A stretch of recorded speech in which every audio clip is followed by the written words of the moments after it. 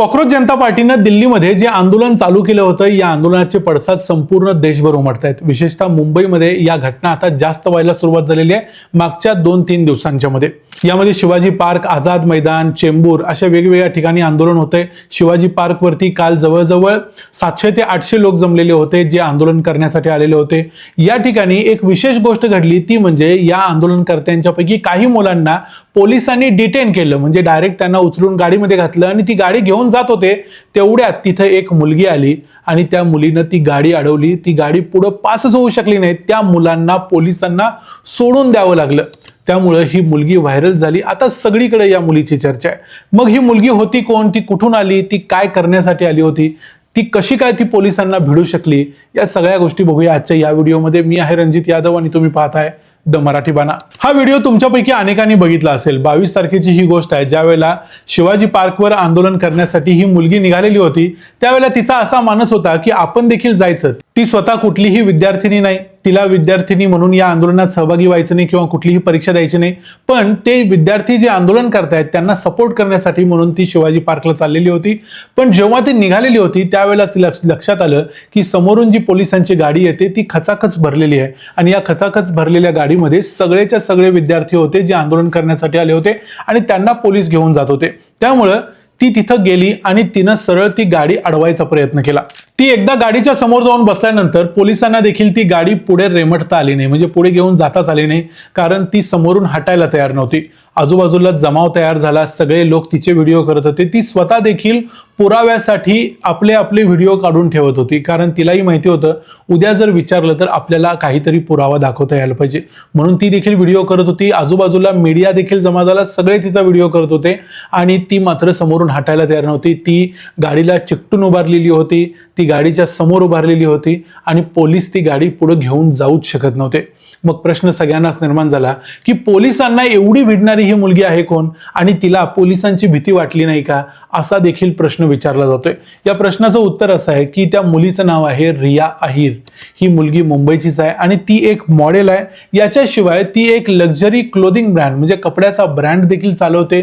तिच्या ब्रँडचं नाव आहे रियासत आणि हा ब्रँड ती प्रमोट करत असते। तिचे इंस्टाग्रामवरती जवळजवळ 1 लाख फॉलोअर्स आहेत, म्हणजे आता ही घटना घडल्यानंतर तिचे फॉलोअर्स वाढलेले असतील, पण तिचे भरपूर फॉलोअर्स ऑलरेडी इंस्टाग्रामवरती आहेत। त्यामुळे ती तिथं आली, ते आंदोलनात सहभागी होण्यासाठी आली आणि ती एक गोष्ट सांगत होती, कारण तिचा मी एक इंटरव्ह्यू बघितला, त्यामध्ये ती सांगत होती की मी पूर्णपणे अनप्रिपेअर्ड गेले नव्हते। मला माहिती होतं की आपले अधिकार काय आहेत, पोलीस आपल्याला अटक करत असतील तर पोलिसांना काय प्रश्न विचारायचे याची तयारी तिनं ChatGPT वरती केलेली होती। आणि ज्यावेळेला तिने ही गाडी बघितली त्यावेळेला तिनं पोलिसांना तिथं जाऊन हा प्रश्न विचारला की या पोलिसांना तुम्ही कोणत्या कायद्याअंतर्गत आणि कसं काय अटक केलेली आहे। या प्रश्नाचं उत्तर पोलिसांना देता आलं नाही, पोलिसांची ततपप व्हायला लागली। त्यावेळेला मग तिला कळलं की पोलिसांनी जे काहीतरी केलंय ते कायद्याच्या विरोधात केलंय किंवा कायद्याशी पूर्णपणे अलाइंड अशा पद्धतीने केलेलं नाही, म्हणून मग तिला धाडस वाढलं आणि ती गाडीला जाऊन भिडली।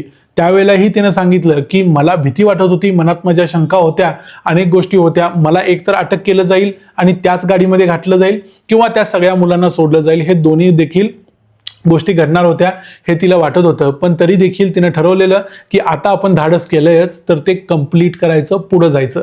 आणि अशा पद्धतीनं तिने ती गाडी अडवली आणि अखेर पोलिसांच्या समोर दुसरा कोणता पर्याय राहिला नाही, कारण हे मॅटर जर एस्केलेट झाला असता तर वरच्या लेवलवरून आणखी जास्त मोठी ऍक्शन उलट पोलिसांच्यावरच झाली असती किंवा तशी शक्यता होती। म्हणून पोलिसांनी अखेर जे काही मुलं या गाडीमध्ये होती त्या सगळ्या मुलांना सोडून दिलं।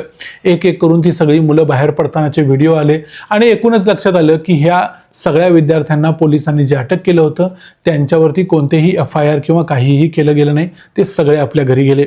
या मुलीच्या बेधडकपणामुळं किंवा ती ज्या पद्धतीनं पोलिसांना भिडली या गोष्टीमुळं हे सगळेच्या सगळे विद्यार्थी कोणत्याही कायदेशीर अडचणीमध्ये न सापडता मुक्त झाले। आता पोलीस यांच्यावर जाऊन यांच्यावरती कारवाई केली असतीच असं जरी सांगता येत नसलं तरी त्यावेळी या रिया अहिरमुळे मात्र सर्व विद्यार्थ्यांची मुक्तता झाली। याबद्दल मग सगळ्या विद्यार्थ्यांनी नंतर तिचे आभार मानले। नंतर ती इंस्टाग्रामवर सगळीकडे तिचे व्हिडिओ व्हायरल झाले, फेमस झाले आणि त्यामुळे त्या सगळ्या व्हिडिओच्या माध्यमातून ती आपल्यासमोर पोहोचलीच। इथे एक गोष्ट लक्षात घेण्याची गरज आहे की ह्या CJPच्या आंदोलनामध्ये ज्या पद्धतीने पोलिसांनी तिथं विद्यार्थ्यांच्यावर लाठीचार्ज केलाय, या लाठीचार्जमुळे दिल्लीचेच पोलीस नव्हे तर संपूर्ण देशातले पोलीस अंडर प्रेशर आहेत, त्यांच्यावर देखील दबाव आहे। म्हणजे राजकीय दबाव आहे, त्याच्याशिवाय लोकांच्याकडून जे व्हिडिओज किंवा इतर गोष्टी होत आहेत त्याचाही दबाव आहे. त्यामुळे देखील पोलिसांनी त्या ठिकाणी माघार घेणंच शहाणपणच आहे असा विचार केला असेल आणि पोलिसांनी माघार घेतली असेल.